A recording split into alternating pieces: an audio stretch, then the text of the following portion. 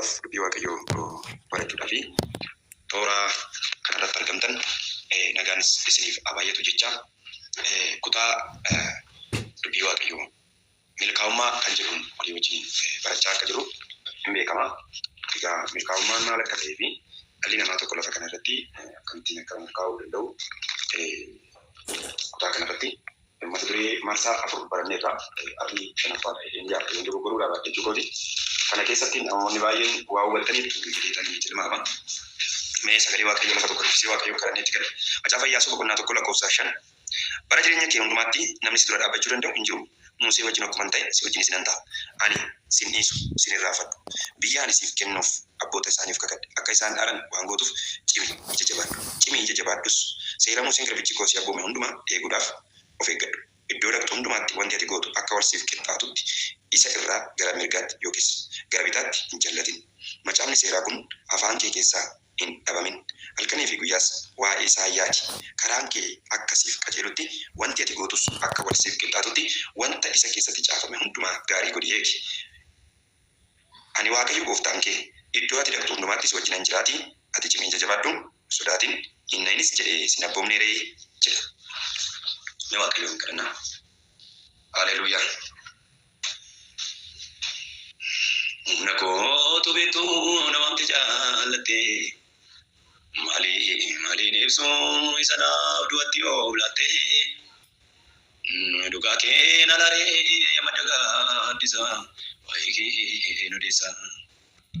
Utuu siin taane annamarraan ta'u maqaan kee yommuu.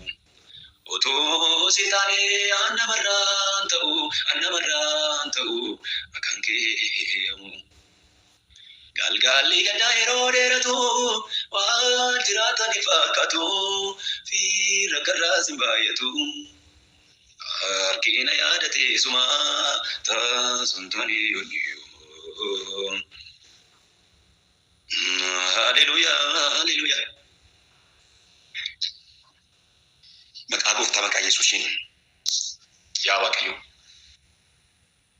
Gargaarsa kee hundumaatiif, tola keef gaarummaa kee hundumaatiif maqaa gooftaa maqaa Yesuusiin galanni guddaan siif haa ta'u. Tola keef gaarummaa kee na marse na gargaari. Ati anaaf abbaadha, tanaaf sirriidha, tanaaf gaariidha. Gaarii gaarummaan kee bara baraan jiraatu guddaan si eebbisa. Maqaa keen olan qabaa galanni siif haa ta'u. Kan akka kee gaariin eessa jira? Kan akka kee qulqulluun eessa jira? Kan akka kee guddaan eessa jira? Eessattuu argamu kan akka kee. Kanaaf maqaa keef galatan galcha. Maqaa kee nan eebbisa. Maqaa gooftaa maqaa Yesuus Kiristoosiin galanni guddaan, ulfinni guddaan bara baraan siif haa ta'u. Ammas yaa gooftaa jireenyi koo dadhabaadha. Jireenyi koo cubbamaadha. Ati garuu qulqulluudha. Ati garuu jabaadha. Dubbii keessa jabaa, dubbii keessa qulqulluu obboloota kana biraan teessee namoota fayyuu qaban akka fayyiftu, namoota karaa cufame akka bantu, namoota dhukkubii garaa garaa jireenya isaanii gidirse akka bilisa baaftu, karaa hundumaan akka isaanii akka qabdu. Yaa gooftaa aboo sagalee keetii kanaan ani si kadhadheera. Akkasuma namoota milkaa'ummaa dhaban yeroo hundumaa jireenyi isaanii teefalariitiin kan baay'ate yeroo gara yerootti hojjetanii milkaa'uu kan dadhaban wanti isaan hojjetan hundumtuu kan bishaanitti namu harka duwwaa kan ta'an milkaa'ummaa kan dhaban bara isaanii dadhabbii guddaadhaan dadhabbii qofaan fixaa kan jiran milkaa'ummaa harka isaanii galchitee jireenya milkaa'ummaa akka isaan jalqabsiiftu karaa sagalee kanaa ani si kadhadheera. Dubbiin ani dubbadhu kun ija dachaa akka naqatu firii akka godhatu maqaa gooftaa Yesuusiin si kadhadheera. Hamaan hundinuu dhukkubni rakkinni yaaddoon dhiphinni hundinuu maqaa kee maqaa Yesuusiin nama sagalee kana dhaga'aa jirurraa addaa ba'u irraa addaa ba'u maqaa gooftaa maqaa Yesuusiin irraa addaa ba'u bilisa ba'uu naa ta'u maqaa Yesuusiin. Haleluuyaa. Ameen. Nagaanii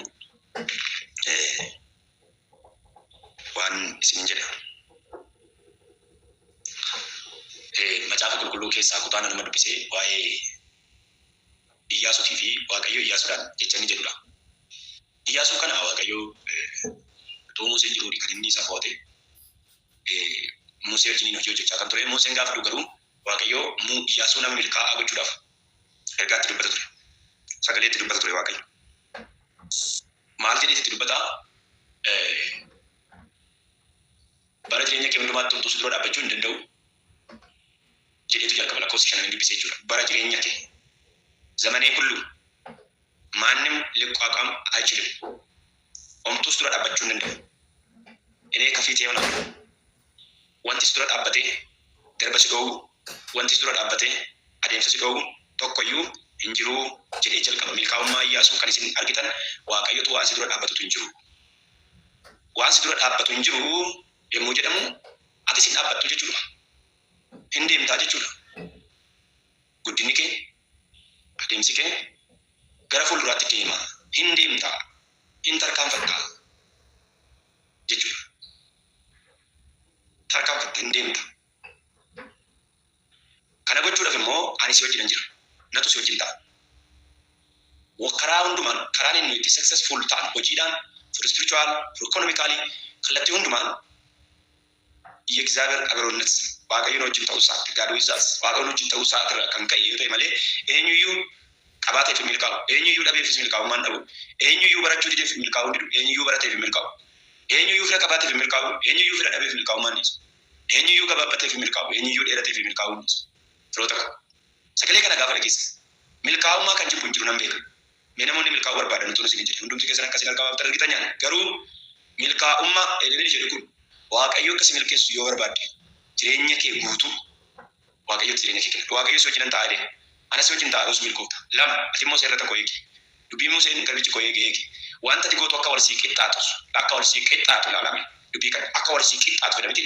Wal qixxaachuu hojiin ati hojjettu akka wal qixxaatu, karoorri kee akka wal qixxaatu, ajandaan kee akka wal qixxaatu, hawwiin kee kun akka wal sii qixxaatu yoo barbaadde dubbii koo irraa bitatti mirgatti hin gorini ani immoo si wajjin taa'adha. Bakka success milkaa'ummaan kana jechuudha bakka.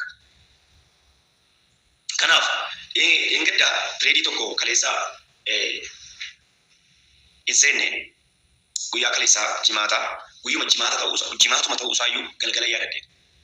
Yeroo kana yeroo baay'ee haalli nani keessa jiru hojiidhaanis or situationii nani keessa jiru ulfaataa ta'e amma guyyaa irraa fadhuutan ga'e dhugaa waaqayyoo isinitti himasinis sobu amma guyyaa irraa fadhuutan ga'e guyyaan kalee jimaata ta'uusaa በምንም ታምር ረስቼ ነበር እና ልክ ወደ ማታ ከ9 ሰዓት በኋላ እንዴ ለካ ዛሬ ዓርብ ነው እንደ ብዬ በኢየሱስ ክርስቶስ እውነት በጣም ተሳሳትኩትና ደግሞ ይህን ትምህርት መቀጠል ነበረብኝ። በጣም ይቅርታ ጠይቃችኋለሁ። በዚህ ከናፍ ሰገሌ ከና ገረ ኬሰን ትበቻ ከነንቱ ኢላልቺ ባይ በርባቺሳዳ ኢላልቺ ኬኛ ስሬሱ ቀምና ነገር ብላ ሰሙ ኬኛ ሰሙ ዳንጌ ፈንጎቹን ቀም እንጂ በቃ ፊክስድ ማይንድ ተወንቀው በቃ ክሎስ ማይንድ ተወንቀው ሰሙ ኬኛ በነማ ተውጥረት በምንም ታምር ሰሙ ኬኛ በኖቱ ነው ሰሙ ኬኛ ረቶጆቹ ነው ሰሙ እንደማጉኒ ቤክቶኒያ ከሳንጀረንቲ ከመቶ 10% ብቻ ነው ሰው ተጠቅመው እስከዛሬ ሰው እዚህ ምድር ላይ የተጠቀመ ደግሞ እኛ ምን ተጠቅመናል? አሁን 10% ራሱ የተጠቀሙት በቃ በጣም ብሪሊያንት የሆኑት እዚህ ዓለም ላይ ታዋቂዎች ናቸው። ታዲያ እኛ ማይንዳችን ተጠቅመናል ወይ ብለን ራሳችንን ስንጠይቀው እኔ አሁን ምንም በቃ እንጋ ሰሙ ከኛ ከነንቲ ፈየደም ሰሙ ከና ዋቀዮ አከቲ ፈየደም ነው ነው ከኔ አከከነ በቤቱኒ ሰሙ ነማቆ ይሙ ይፈሙ amma beektu amma barattu amma waa dubbiftu amma waa qorattu sammuun kee kuni addaan dhifamaa deema akka pilaastikiiti. Yoommoo beekumsa yoommoo barachuu baatte yoommoo beekumsa irratti xiyyeeffachuu baatte akkuma feestaalaa isaa walitti deebi'a walitti suntuuraa dhufa sammuun nama kun suntuuraa dhufa yoommoo beekumsa yeroo qorannaa itti baay'iftu garuu sammuun kee kun dhifamaa deema akka feestaalaa addaan harkifamaa amala pilaastikii qabaa jedhaniiti lafa kaa'u warri qorannoo sammuu namaa irratti gaggeessan.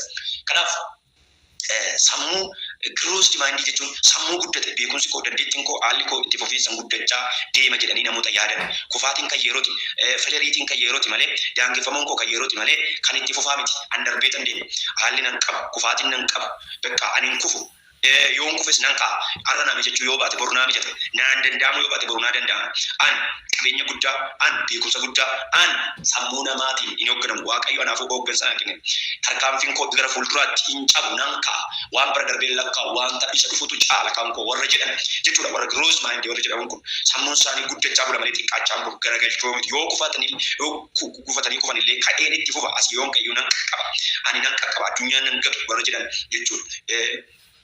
Rakkoo isaa mudatillee namoota ilaalcha yookaan tumsa positive altitude namoota qaban rakkoo gara carraatti warra geeddaran rakkoo isaa mudatuuf ilaalcha ta'umsaa warra qaban rakkoo isaa mudate gara carraatti warra geeddaran rakkoo buuda andeebi'ee ka'ee itti fufa namoota jiran jechuudha. Kanaaf waa'ee Toomas Adiisin ibsaa kana hojjetellee isinitti mee akkaataa inni yeroo keejii tokko mana barumsaa daa'ima ta'ee baratu haati isaa akkamitti irra akka sammuu isaa irratti hojjete torban dubbaddeera.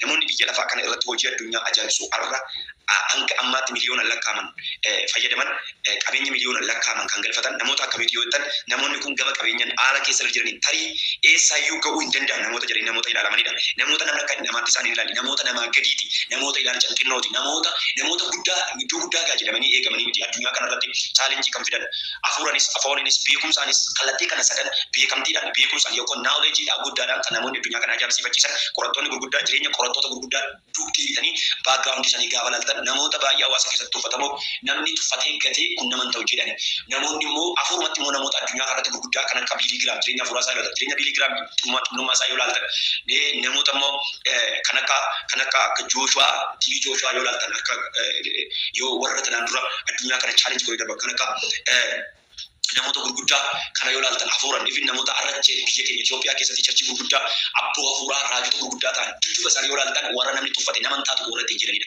Kanaaf namoonni immoo beekumsa gurguddaa gonfatan beekumsa gurguddaa milkaa'ummaa gonfatan warra mana barumsaatti tuffataman yoo laaltan namoonni hawaasa keessatti tuffataman yeroo baay'ee isaan of hin cabsin malee isaan of hin tuffatan malee namoota gurguddaa ta'u jechuudha. Kanaaf ilaalchi isaan ofii isaaniitiif qaban baay'ee murteessaadha jechuu barbaadetanii jechuudha. Galanni Waaqayyoof haa ta'u. Kanaaf baay'ee sammuu ofirratti hojjechuudha. Namni tokko hojjetee milkaa'uuf wantoota 10 dagachuu hin qabu jedha Jaak Maa namichi jedhamu namichi Jaak Maa akkuma isin beektan abbaa qabeenyaa sooressa beekamaa biyya Chaayinaati. Jaak Maa namni jedhamu kun nama si'a 30 ol hojii argachuudhaaf yaalii guddaa taasise nama hojii dhabee taa'e si'a 30 ol calallii nama kufe. Si'a 30 hojii kuftanii si'a 30 calallii hojii dhaqanii kuftanii sammuu maaliitiin nama keessa deemtu nama summii dhugu jira nama bakkaan summii dhugaa irraa booda nama jedhu baay'ee jiraachuu danda'a. Namni kun garuu akka milkaa'uun beeka si'a 30 hojii qacaramuuf dhaqee dhabe. Kasin ajaa'ibu namoota hojii dhabanii argachuuf yaalii guddaa taasise nama hojii dhabe namoota 24 wajjin dorgomeetu keessaa nama 23 hojii fudhatanii inni garuu nama tokkicha hojii dhabee manatti galeedha. Si'a meeqayyuu ati hojii argachuu hin dandeessu nama ittiin jedhamedha. Hojjetaa ta'uu hin dandeessu of danda'uu dandeessee jiraachuu hin dandeessu jedhe. Bara 1995 hojii dhuunfaa isaatii gargaarsa hiriyoota isaa namoota 18 ta'an irraa argate har'a sooressa biyya Chaayinaa ta'uu bira darbee sooressa addunyaa kanaa ta'e Jaak Maa. Kanaaf namoonni gurguddaan addunyaa kana chaalenjii godhan baay'een isaanii jiru. Namichi Hiriik Yuuhaan namichi jedhamu nama zuumii appilikeeshinii zuum jedhu kana isa mobaayilii keessa irraa kana hojjetedha. Namichi kun bara 1990 keessa nama tokko biyya Chaayinaatti gara biyya Ameerikaa deemuudhaaf si'a 8 viizaa dhorkame. Si'a 8 viizaa isaa dhorkame. Chaayinaatti gara biyya Ameerikaa deemuudhaaf si'a 8 viizaa dhorkame hin deemtu ittiin jedhameenyaan yeroo kana hundumaa abdii kutatee hin ta'e itti ufee yaale. Sababni isaa dhuma irratti akka argatu amaneera waan ta'eef. Kanaaf si'a 9 irratti yaalii argate viizaa argatu iyyuu malee raawwatee biyya Ameerikaa deemuuf waliigalatti waggaa 2 fudhate. Isaa booddee biyya Ameerikaa dhaqee dhaabbata quunnamtii Siilikoon Veelii keessa erga hojjete booddee bara 200 yookaan 2012 zuumii qabatee gara biyya lafaa dhufe namichi kun. Zuumiin ammaa kuni as teessee biyya fagootti jireenya isaa wajjin teessee fuula face to face haasa'uu dandeessa. Zuumii akkuma isin beektan. Yuu'aan namichi jedhamu kun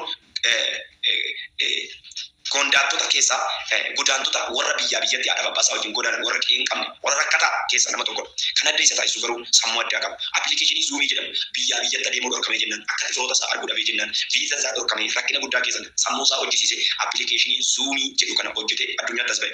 Zuumii har'a guyyaa tokkotti birrii biiliyoonii meeqa akka galuuf ilaala yeroo mootii zuumii